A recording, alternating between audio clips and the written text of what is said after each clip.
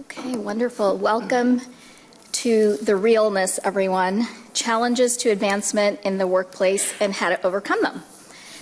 It's a pleasure to be here. When I was a junior attorney and I worked on the in Midtown East, I remember walking by this building sometimes and coming to events here and thinking, what an amazing thing that there are these incredibly accomplished AAPI professionals who gather here and exchange ideas. So it's a real honor to be a part of one of the Asia Society's programs. I'd like to introduce our terrific panel. First, we have Rani Kohinoor, Sushant Dev Geeker, singer, actor, influencer, and social activist. Next, we have Liem V, manufacturing procurement manager at Chevron. Neerja Patel, founder of Neerja Public Relations. Welcome, Neerja. Max Sevillia, Vice President of Government Relations, Advocacy, and Community Engagement at the Anti-Defamation League. And last but not least, Dr. Psy Stokes, who is the Vice President of Research at Coqual. And as we proceed with this panel, you're going to get to know these wonderful folks a lot better, and they will share more about their personal and professional backgrounds. So before we start, I wanted to just sort of set the stage and level set with everyone with on how AAPI, or Asian American Pacific Islander, is defined in the U.S., because it is a U.S. term. It's a uniquely U.S. term that reflects U.S. history and immigration patterns and other things. And historically, AAPI has meant to many people people of East Asian origin who are in the U.S. and Pacific Islanders. And then with further immigration, people started to include Southeast Asian in that category, and they're now including South Asian folks as well. So I hope it's helpful to see the definition of AAPI that the census gives us. And it's important to keep in mind that a lot of the research that's conducted on AAPI progress in professional environments, representation, retention, advancement, et cetera, is based on this type of self-ID form that people fill out. And also want to keep in mind, as we look around this panel, that there are many intersectional identities when we talk about AAPI. First of all, it's not a monolith culturally, racially, or otherwise, but also there are other identities that impact our experience in the workplace, outside of the workplace, how we see ourselves, how we orient ourselves towards others around us. And these include gender, gender identity, culture, native language, sexual orientation, socioeconomic background, generational identity, and many more. So just want to keep that in mind as we proceed. So let's get to our panelists. How do you identify as an Asian American Pacific Islander or ally? And let's start with Neerja. Hi, everyone. I'm Neerja. I was born in India, so I have two Indian parents. I'm 100% Indian, and we come from a household that really celebrates our heritage. We speak the language, we eat the food, we celebrate our festivals, and last names also hold so much information from where I'm from. So my married last name is Patel, and with that, people can not only just know that I'm Asian, but they can understand what part of India I'm from, what language that we speak, the kind of foods that we eat, the kind of ethnic clothing that that traditionally is worn from somebody with the last name Patel. So there is a lot of heritage and there's a lot of ethnic values and knowledge that comes from just having a certain last name. And so for me, like, I hold that very loud and proud. Wonderful. And next, Ronnie. Good morning, everyone. I'm Rani Kohinoor, and my government name is Sushant Dev Geeker as well. I'm from India. I flew here. It took me 23 hours to get here. I live in India. I'm born in India, and I'm fully Indian. And as Neerja very correctly said, we have such a rich culture, and people identify us not only by that, but also with our last names. I know Salila actually messaged me, and she was like, "Do you speak Marathi?" Because of my surname, and Marathi is one of the languages in India. And I said yes, because I'm from the state that speaks Marathi, and then we kind of found some common ground there. And I think that that's how we kind of also connect with Indians around the world. In fact, and I also identify as a transgender person, and to break the notion that India is not trans friendly, we are probably one of the only countries that actually has an internet portal that allows you to identify as transgender without any questions asked. If you feel you're transgender, then you fill that form and you get your transgender certificate, which allows you to change your documentation on paper.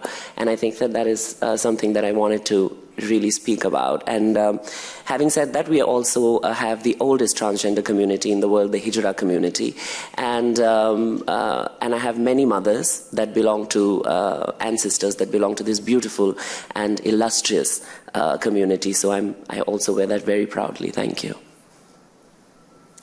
Thank you. And why don't we go to Dr. Stokes? Yes. And do you prefer Dr. Stokes or Psy? You can call me Psy. It's what all do your good. parents prefer?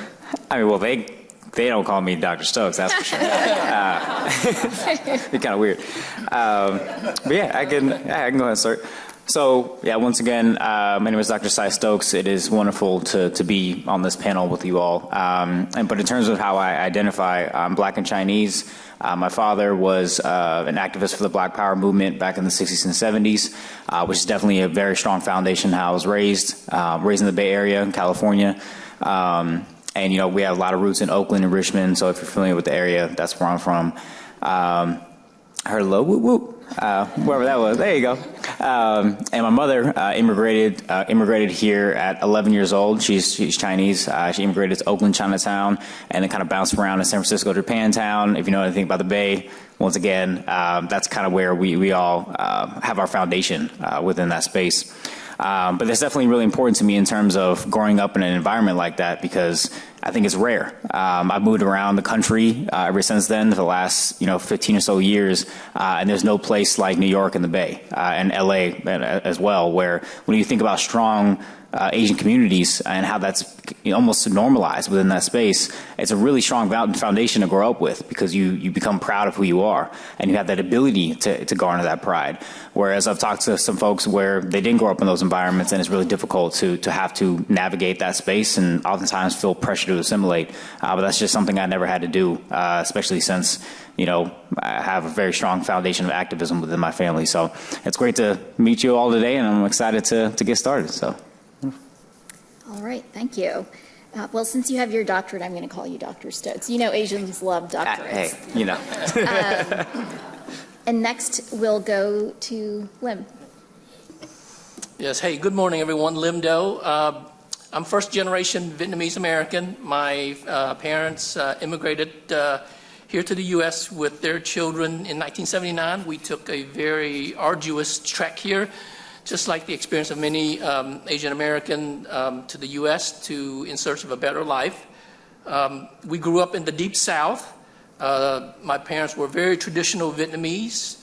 They instilled in us the value of hard work, being humble, and of course education. They even told their 5 boys that you can be anything you want to be as long as it's a doctor or an engineer.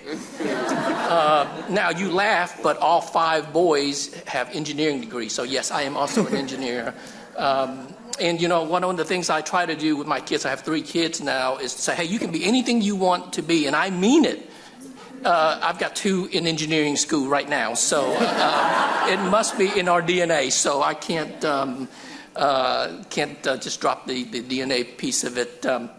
Yeah, so growing up in America, it's very challenging because I love the Vietnamese culture and the tradition and the values, but then also there is the Western culture that we have to assimilate and adopt. And I love the Western culture. There are a lot of things that if we can successfully combine our culture versus the Western culture, it just makes us such a powerful force to reckon with. But really recently it's occurred to me that assimilation is not enough.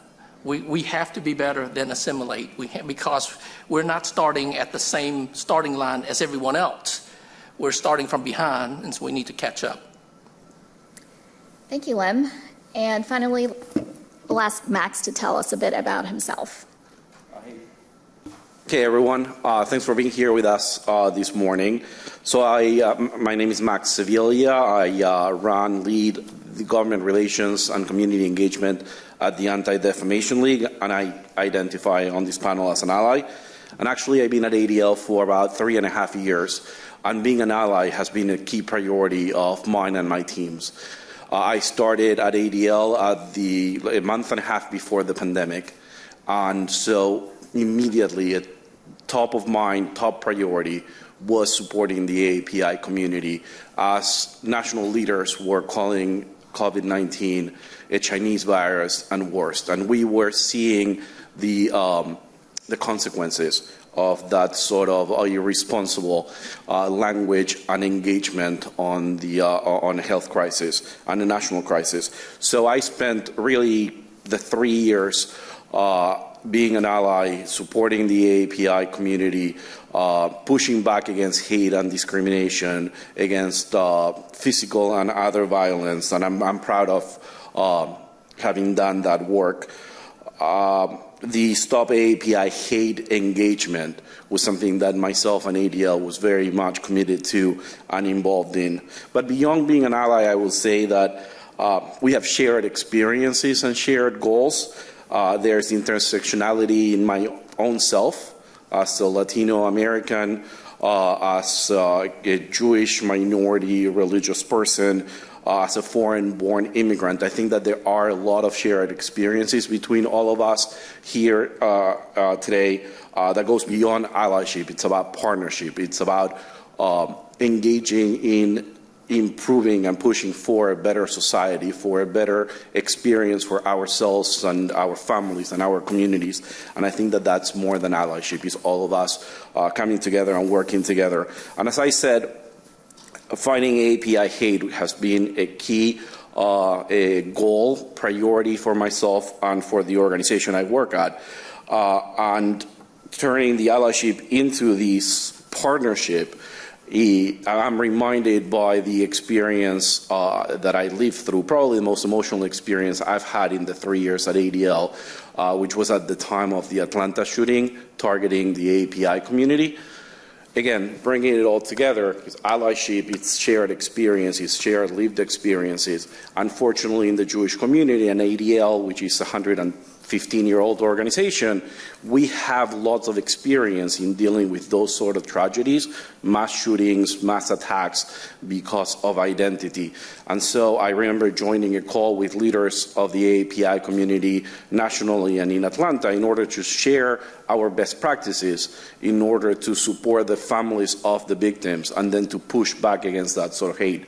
So again, I think that the allyship, the partnership, the working towards a common goal, it's something that I'm here to express, and I thank you for being a part of that conversation. That's wonderful. I love the phrase going from allyship to partnership, and that's something that it would be great to see more of amongst various communities and also within the AAPI community, as one of the panelists from the prior panel commented on. So we're really here to focus on challenges in the workplace and for AAPI employees and professionals, business owners, et cetera. And some of the common stereotypes that confront AAPI folks in the workplace are being seen as highly competent, team-oriented, and hardworking, but lacking in creativity and leadership skills. And not feeling like your whole self is being seen and your full potential, not getting opportunities that you would like to get because you're seen in a certain way, can lead to, and does lead to, a higher rate of attrition amongst AAPI folks who are much more highly represented at the entry level, and therefore sometimes DEI programs within companies, for example, don't pay as much attention to the problem of attrition because there's this belief that, well, there's so many people coming in at the entry level out of college, out of professional school, that this isn't really an issue. But higher attrition, and which leads to a lack of representation at the leadership level, are real, and that's something we're going to talk about a little bit. And AAPI professionals, in particular women, often have the lowest ratio of entry-level workers to leaders. So I'm now going to ask this panel to please share stereotypes or bias you've faced because of your identity or that you have observed others facing. And let's start with Dr. Stokes. Sure. Well, first, I just want to draw attention to kind of the background of where I'm coming from here. So we conducted a study at Coqual called Strangers at Home, the Asian and Asian American professional experience, and we actually share a lot of the sponsors of this event. So, we appreciate, that being able, us all to be able to be in this space because of that support. But I think what we found when we interviewed employees and conducted a national survey were some very troubling data that actually spoke to and validated a lot of things we already knew. And so just a few points here when you talk about bias. Some of the key areas that we found were over 62% of Asian professionals said that the rise in anti-Asian violence affected their fear of racial discrimination.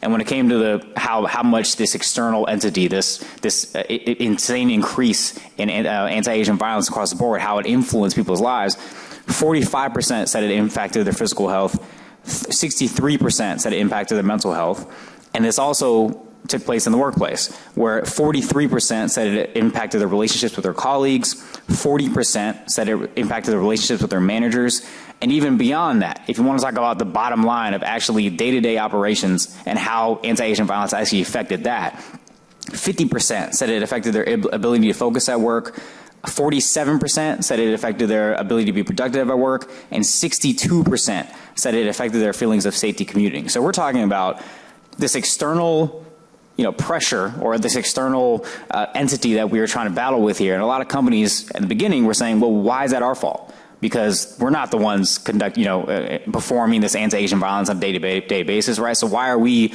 held accountable for this? Well, it's because no matter how you twist it, if it's not a moral case, if that's not enough for you to understand that you need to support your employees, fine. I'll throw you the business case too. Your employees can't work in the way that you want them to work because of this outside force. Right? And so if you're not addressing that through a holistic kind of avenue of support, then you're not really supporting your employees, right? Because you're only supporting maybe one dynamic of it, trying to go about business as usual, but business as usual is not usual. We are not in usual times. And this will only continue to be the case for other communities, as you just spoke, right? There's other communities throughout our history that have also gone through this. We have also gone through this several times in different patterns. And the next community will have to, obviously endure this as well. So as long as companies could understand, how to actually respond in these moments, it doesn't matter which community it is, you can have that avenue of support ready to go. But I think, to be caught off guard at this point from here on forward, especially after 2020, just means that you're not being proactive enough. And I think what a lot of companies, successful companies that are doing is understanding, hey, when that next thing happens, we know exactly what to do. We know exactly what to do in terms of investment, whether it's financial or energy or motivation, whatever it is, we know what to do. And so that's what, our research is focused on. But yeah, that's all the numbers for you for the day. I promise there won't be any more. Yeah. Thank you. No, that's very helpful. I had a colleague who shared that she had faced verbal abuse, who's Asian American, on public transportation in the suburbs, and no one really did anything to help. And that was right before the pandemic, and then eventually she was asked to come back to work in the office, and she was really frightened and went to talk to HR about it, and she felt like they were listening, but they weren't really hearing sort of the level of impact that had on her. So it is really important to be ready for these occasions and these crises. Liem, I'd like to ask you the same question. Sure, thank you. So the bias, the stereotype that I face, it's all too common. Just as I can't tell you how many Asian American that I've talked to on this topic have shared the same challenges. Of course, I'm naturally quiet, as are a lot of Asians, and the stereotype when someone's quiet is you're not making your thinking visible. Maybe you're not a strategic thinker. I don't like to think out loud. I like to listen, analyze, and assess, and before I speak up. And sometimes that's not really valued, right? I'm very grateful for what I have. Coming from where I was until today, I'm very grateful for it, but that sometimes can come off as, well, he's not ambitious. I can't tell you the last 3 roles I've had in Chevron, I actually said to myself, that's it, I can retire from this job. This is it, I've reached the height of my career. But maybe that can come across as not being ambitious enough. And so the other stereotype that I often get, and I wasn't really made aware of this until really recently. I'm aware of the stereotype, but I had no idea that it actually impacted me and other fellow Asian the way it has, because the statistic really shows that we're impacted, and that we're viewed as technical experts, right? We've got a lot of expertise, but can a technical expert be a leader? I think so. I think that, well, wouldn't it be great to have a leader that actually understands the subject matter expertise? Wouldn't that be something? And then, of course, the last thing is, I know a lot of Asians like to be direct, and I'm very direct. And you know how you like to always lead with a positive and then maybe an opportunity, or maybe 2 positive and 1 opportunity. Well, in the past, I've led straight into an opportunity if I had some challenge.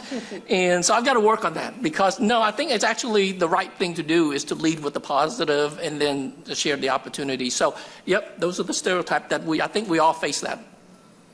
That's great. And there's definitely there can be cultural differences where we're raised to communicate a certain way. And then also, I think for Asian women, sometimes there is this cognitive dissonance if you are outspoken, that, oh, this doesn't compute, this is not what I expected, and it can lead to a bit of a backlash. So, Neerja, I'd love to go to you next, because you're in public relations. I'd love to hear your thoughts. Can you hear me? This is really far. So, yes, my PR profession, I definitely see a lot of challenges. And the word that I always think that really resonates is tokenism. It's that, not seeing the value in our stories for what the value is, but really just to kind of check this box on diversity. I will pitch to media about some amazing story in fashion or in dance or in film, and what I get back is, well, we already covered Bollywood, or we already covered Indian fashion, and it's like, well, your entire publication is on fashion, so how many dress articles do you have? And so why is it that you can only cover one story that is targeted for the South Asian community? And so it very much always feels like they're not seeing the value in what the story is, but really just kind of checking the box that, okay, we covered, something that will resonate with our, with this audience, and it makes our publication or show or whatnot seem like, we care about a different culture, and we're checking this diversity box. So there's a lot of frustration in that, where you are just constantly pitching and you're not getting picked up because your client is South Asian, but a very similar story will get picked up for some other non-South Asian brand or talent.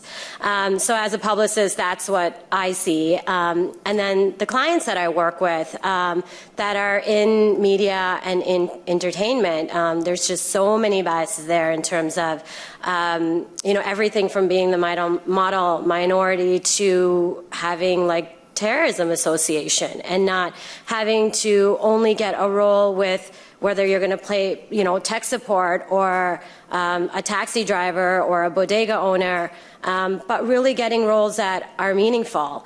And yes, that narrative is changing a little bit, but there's still a lot of work to be done where people can get cast for, playing a political leader or an entrepreneur or a doctor because that's what the role requires and not because it requires a person of color. So there are definitely a lot of challenges in the media and entertainment space that I think there's still a lot of work to be done.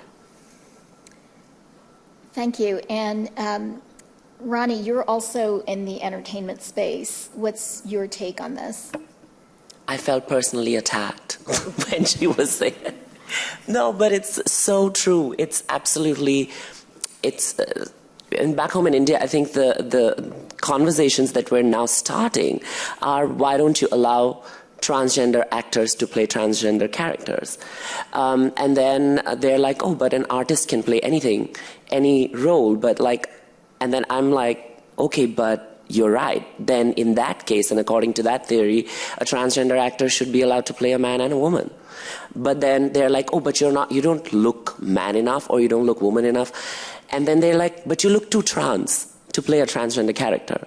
And I'm shocked. I don't know what to say. So it took me 17 years, and I just finished shooting my debut Bollywood film, and as one of the leads. And it feels good that they're kind of understanding that conversation changing.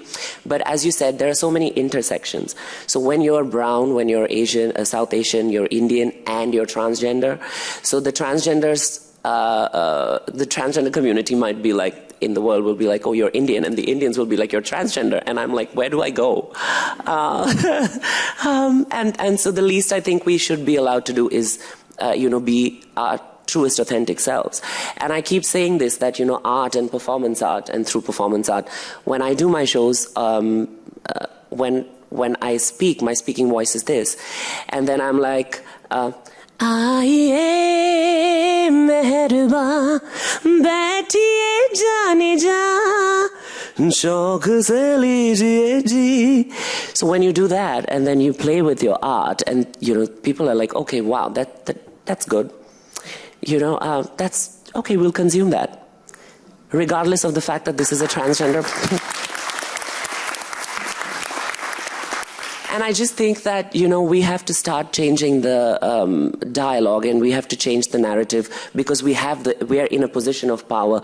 In my country, the dichotomy, as I said, that we are one of the oldest transgender communities in the world, but the dichotomy is that we are not considered equal human beings because we don't have rights. So if any sort of crime or any sort of assault happens on us, we don't even have policies that safeguard us. So I think that we need to make better policies in whichever country we are, in whichever organization we are. And I think, as people in positions of power, we need to kind of take responsibility for the people that don't have the voice. And education plays a very important role in this. So a lot of my, when you welcome people and say, ladies and gentlemen, I'm automatically not welcome right there. Because what if I don't identify as a lady or a gentleman? So I think a better way, and English is such a functional language, you say, welcome everyone to this wonderful symposium. So with that sentiment, I would like to remind people that you have the power to make change. You have the power to be yourself and be your truest authentic self in your immediate surroundings, and make people think. And, even a little takeaway from this panel is something that will go a long way, I believe. Thank you. Thank you. Wonderful, wonderful voice.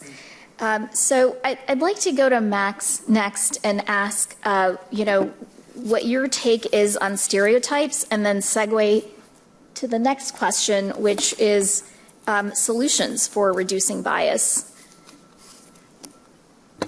I pass. No way. I can't sing, and that's totally unfair that I gotta follow That's the singing. But seriously, thanks for the question. So look, I'm very aware that I'm white presenting. I'm 6'1", I'm fair skinned, and so I'm aware of my own privileges.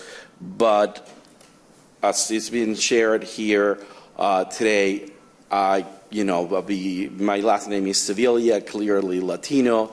I've suffered discrimination. When folks look at my resume, I've experienced that sort of bias. I'm a Georgetown Law graduate, I'm an attorney, and I've sat at interviews where folks hear my accent, see my last name, and ask whether I can write in English. So there are a lot of these shared experiences, which again, I think bring us all together towards a common goal. And in terms of how do we move towards a better place, and how do we do it together, I think it takes leadership, it takes commitment, it takes recognition of where we are and where we need to go and go together. And I think it behooves us in our own spaces to be open-minded and to be inclusive. I'm proud to say that at ADL, the job that I hold was previously held, immediately my predecessor at ADL was Erica Moritsugu, who is now the White House liaison to the AAPI community, working for President Biden, and then she worked for a Jewish-rooted organization in the fight against hate. We are making it a priority to diversify our board. There is a great partner, Geraldina Cunha Sunshine, herself Filipino-American, who's a member of the board, and we are making it a priority to get the diversity within the board and within the staff of a 450-person organization, because we are better for it, because we're able to identify biases and identify unfairness sooner and quicker and do better at it. And I think that how we challenge discrimination, how we challenge bias on our own communities is critical to sort of building those bridges towards improvement for all others. And so, for example, I do government relations, and the administration, the White House, about a year ago, published a national strategy to fight AAPI discrimination. It was an inclusivity and justice national strategy for the AAPI community. And I worked really, really hard towards contributing to that strategy because it was the right thing to do, because we as a country are better because of it, but also because it sort of now serves as the model for the administration currently working on a national strategy to fight anti-Semitism, which in turn should improve the situation, livelihood, experiences of all of us together. So it's, we spoke about allyship and partnership before, but I really think that what we do together really is critical to building a better society and a better place for everyone. Stronger together. I love that. And the notion that you, if you are a victim of colorism, for example, and that's something you're very aware of, how can you also be an ally and use that same framework to address gender bias or gender identity bias and really look at the whole picture? Liem, I'd like to ask you, when we were doing our prep call, you mentioned that you've seen some effective strategies in the corporate space for addressing bias and increasing support for AAPI employees. I'd love to hear about that. Yeah, sure. Let me just start before I get to the corporate space and what Chevron is doing. I would like to talk about what personally that I am doing. First and foremost, to break the bias, I don't need to perpetuate the bias, right? And so, for example, if I have a problem speaking up in meetings, well, I need to learn to speak up in meetings. It's easy for me to say, well, this is who I am, this is my authentic self, why do I need to change? The way I look at it now is I'm changing to be a better version of myself. Okay, so that better version of myself will contribute better to the overall goals of my company. Now, what Chevron is doing, Chevron is terrific in this area. In fact, I give Chevron the credit that Chevron made me aware of the challenges. Now, I've been aware of the stereotype, but I wasn't as aware of the challenges that came with those stereotypes. Two programs that Chevron has. One of the program that Chevron has, we partner with Neuro Leadership Incorporated to roll out a program called Breaking Bias. It's a 4-week program that folks would go through, and it's self-paced. Some of it is CBT. Some of it is actual practice. But it's really helped the workforce work and collaborate without the bias and make better decisions because they're recognizing the unconscious bias. Now, at the cornerstone of this Breaking Bias program is the Inclusion Counselor. I don't know if you've heard of that, but Chevron started that about 2, 3, 4 years ago when we went through a major transformation, reorganizing our corporate teams. But the Inclusion Counselor, they go through the Breaking Bias program in addition to some other training through the Diversity, Inclusion, and Ombuds team.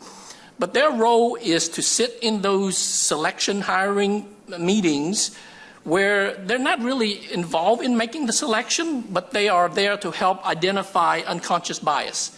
And also, they actually are there to recognize when folks are recognizing and offering up their bias as they're making those selection decisions. I have found it to be extremely powerful. As I'm in those selection meetings, I have seen those folks who are trained and have brought up things that we would have not normally thought about in the past. And so having those folks in the room makes all the difference. Now, who are those folks? They tend to be a senior leader in our company. They are not necessarily affiliated with the specific business unit or function. Normally, we'd like someone that is outside of the business unit or the function because they get a little bit more objectivity to it. But they go through that program, and those are the people that has been identified, has been able to stand up and challenge groupthink.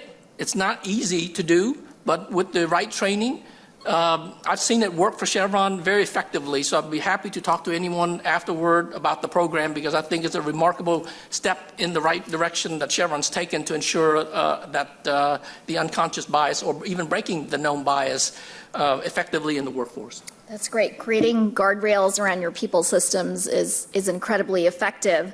I will say, however, as someone who has conducted anti-bias trainings and other trainings that are meant to help people think about how do I see myself, how do others see me, and how do I want to be seen.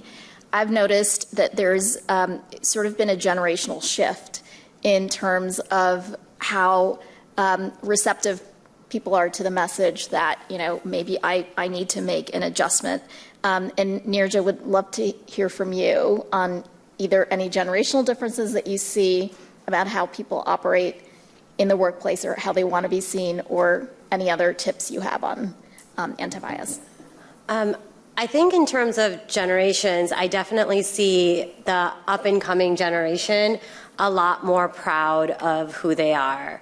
And I think, you know, based on what you said, you have to advocate for yourself. You have to, you have to really be out there and speaking about who you are, what kind of changes you want to see, and be that person that makes those changes. Because the generations before us didn't do that. A lot more of just kind of accepting what's out there and adapting to that. Whereas I feel like a lot of the people that I work with, whether they're small South Asian businesses or up and coming talent, they're proud of where they've come from, and they embrace their differences, and they want people to see it and celebrate it with them. You know, we're doing photo shoots with elaborate Indian outfits in the middle of Times Square. And I think that, you know, if I think about what my parents were perceived at, if they were wearing like a sari in Times Square, it was a little bit of embarrassment. It was that people are looking at me, what are people going to say? And people did kind of look at you different because you were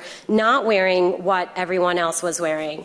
And so it's really nice to see. I think it's a really healthy thing that the younger generation is kind of really advocating for themselves and want to share those stories, want to share their heritage. And so it makes me really feel proud that some of the work that we've been kind of fighting for is shining through with the younger people.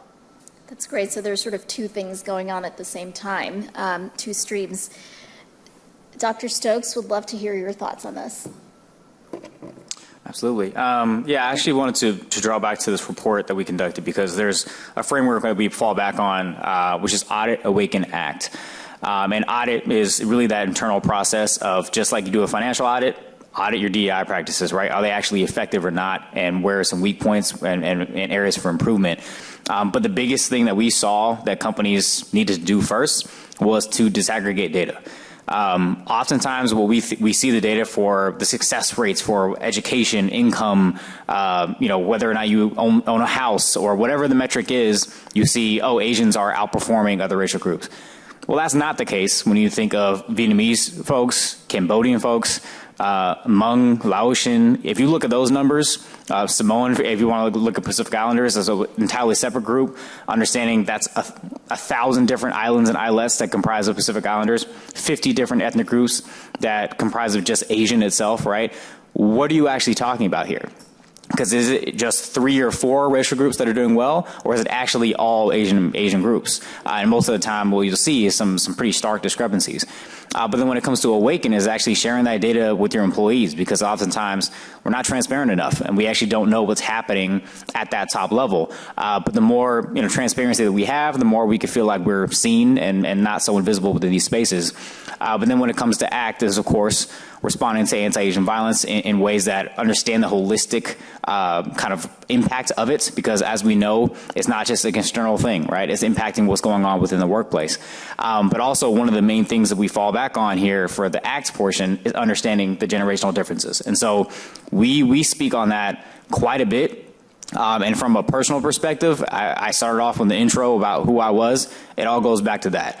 If my father was an activist for the Black Power movement in the 1960s and 70s, and my mother was in college during the ethnic studies movement at UC Berkeley, which really derived from SF State, you're thinking about two people who had to fight just to have themselves seen within this space, right, of America as a space, right? But I have the privilege of being the first generation of my entire family and my entire history from hundreds of years back, the first ever generation to see DEI as a norm. And so when we think about diversity, actually talking about diversity, this is the first time we've ever been able to be in this room like this, because 50 years ago we couldn't. And so even just understanding how the new generation is being raised, luckily we put in the work to get ourselves here, but we have so far to go still. And the tension that often arises with older generations younger is, hey, well, look what we did for you. We sacrificed all this, and look what we provided. Stop, you don't have to worry about this anymore. And what we're saying is, we appreciate what you did. We appreciate all the sacrifices you made so we can be here. But there's still more work to do, and that's why we're here. So. Thank you. And Ronnie, let's ask you for the final thoughts on this. What can we do to fight bias? Well, statistically speaking, I think worldwide, on an average, there's only 7 to 10% of transgender people that actually graduate. And that's why you won't even consider them in leadership positions. Fortunately, I had a very supportive family, and I was allowed to do my master's twice. The second time they didn't pay for it. They said, pay for it yourself. So I started singing and dancing in bars, and which was considered a taboo in an Indian family. Then I came out to them twice, and then I realized that I'm this maybe a 0.05% of people that have such accepting parents that did not let go of me, or because what will society say? Who is society? Society is you and me. And I think that every child is worth their while, wherever you're from, whatever color, whatever whatever ethnicity, whatever orientation, your child is your child. And I think that, when as transgender people, we come comfort with our true authentic selves, sometimes in our 30s, 40s, even in our 50s. And I think that I had that comfort from my parents, and therefore I could come out in my 20s. And so in my early 30s today, I can excel. But there are so many kids out there that don't even have this sort of environment where people can listen to them. So it's very basic level things that they have to fight for, which, in your self-actualization theories you're taught. We don't even meet, most of us, 99% of us in India, we don't meet that on the basic level. So we don't even get to talk to people like y'all. So for us, it's a very, very big deal.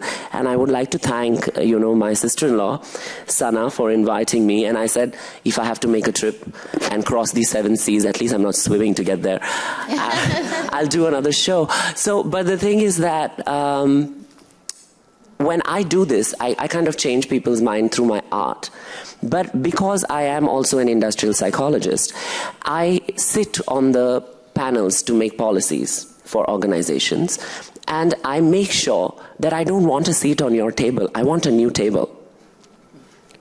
And I think that it is time that, we accept the fact that diversity is present. So if you don't see me, it doesn't mean that I don't exist.